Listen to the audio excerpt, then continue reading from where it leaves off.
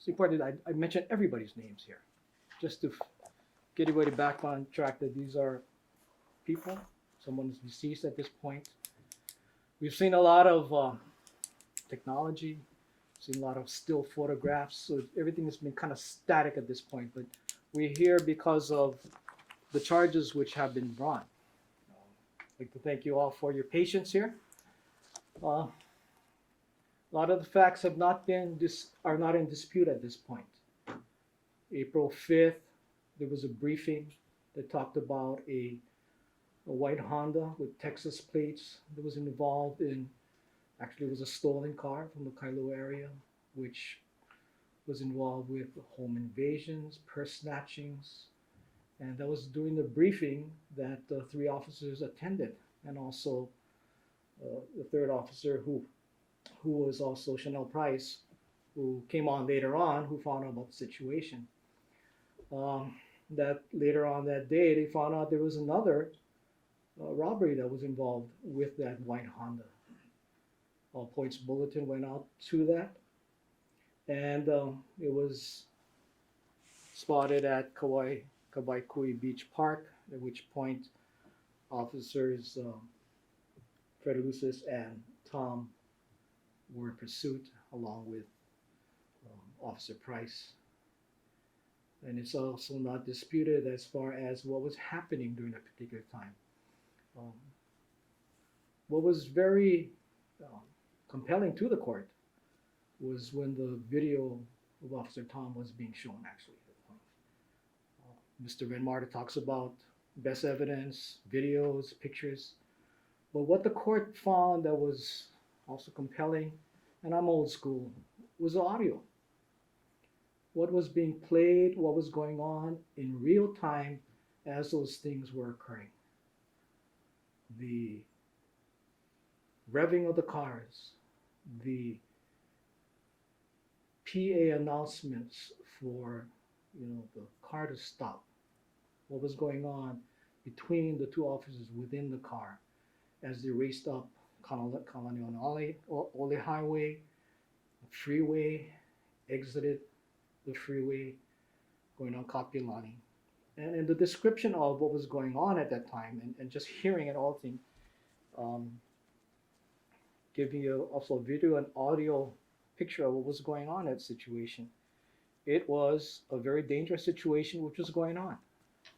It was not a static, like I like to use the word again, not static. It was not something that you can piece together. It was ongoing, and it never stopped until the car ended in the canal. And that's the way this court is going to be looking at it. Now, this car,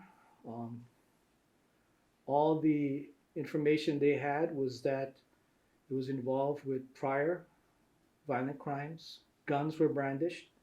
The only description they had of these particular individuals is multiple individuals. No age was given, so they didn't know that anyone was either a minor. There was nothing involved, any type of ethnicity or any other further descriptions of these people within the car. So all we have is a white Honda speeding away, trying to avoid being arrested as being suspected of prior attempted or violent crimes. Now everything comes up to Kalakaua. The car goes up Kalakaua, and at one point goes against traffic and goes into oncoming traffic, gets back in the other lane, and ends up turning into Phillips Street. There was a collision with Officer Felusa's car, and the video shows as far as what was going on in the situation.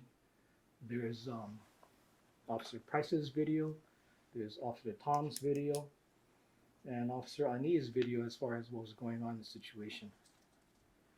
The prosecution introduced a lot of stills to say this is what happened.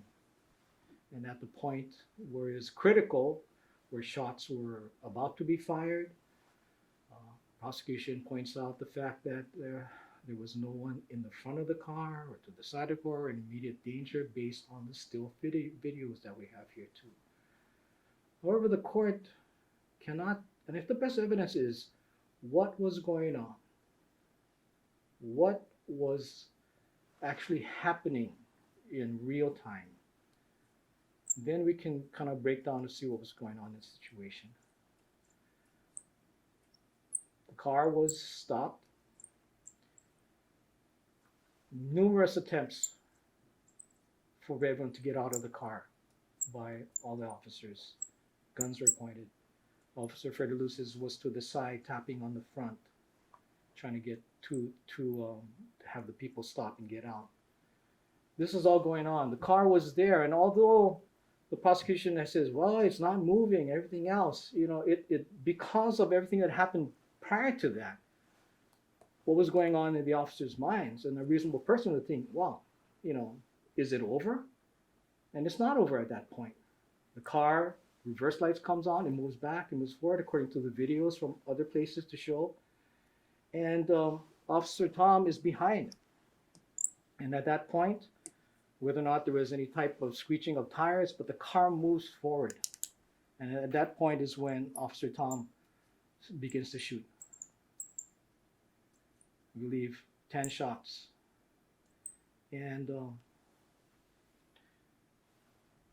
court finds that based on everything that went on prior to that, and we cannot chop it up, it would be clear to the prosecution and to me, or any reasonable person, if there was no pursuit in the beginning, there were just people in the car, and officers just came up and started shooting from behind without any type of provocation. But that's not what we have here. We have a situation where it's not static. It's, I don't want to use the term where, I don't know if it's a snake or a caged animal or some wild animal in front, and people are around it and trying to figure out what's going on in that matter. So the danger is always present. And whether or not someone is directly in front of the car or to the side, the term that was used was a zone of danger at this stage. And the car was not on rails that was set where it could only go one way. It was still working, and there was no evidence to show that the car was disabled at that point. And as the car went forward, Officer Tom shot, and probably because of his shooting, that car did not go where it wanted to go. Maybe, he shot the driver at that time. And at that point is when Officer Fredelucis, who's to the side, and his statement is, gun stop, the window shatters, knowing that people may have had guns in the car. And then the prosecution, well, you got to check and find out whether or not something is right first before you react. And I don't think that's reasonable. And I don't think any reasonable person looking at the evidence would say, you know what, you got to wait a few seconds first to really find out whether or not the shots are coming from inside the car toward you. So he shot back, one shot. Officer Ani, on the other hand, is on the other side. Does not shoot when everybody else is shooting. However, he's trying to get to the front passenger side. The car opens up. Car door opens up.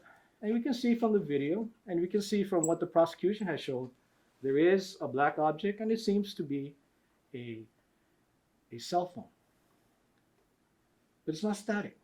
We're looking at the situation where Officer Ani is to the side. Shots are fired. Car is moving. And I think I heard some screeching again as the car is moving on. And that's when he fires, thinking and saying in his statement that there was a gun involved. There's one found eventually, but what in their minds, what was given to them as far as the information at that particular time, that these people were armed. So based on my reading of that specific of the evidence, the situation, how quickly everything happened, the responses, the unreasonableness of the prosecution's argument that they should take some time to see whether or not it was actually a gun or not. There's no luxury in that kind of situation. Based on that, the court finds that there is no probable cause that Jeffrey Tom committed murder, that Zachary Ani committed attempted murder, Mark Sykap, and also Christopher Fedelusis committed attempted murder on Iremamber Sykap. Okay, anything further? Your Honor. Nothing. Thank you.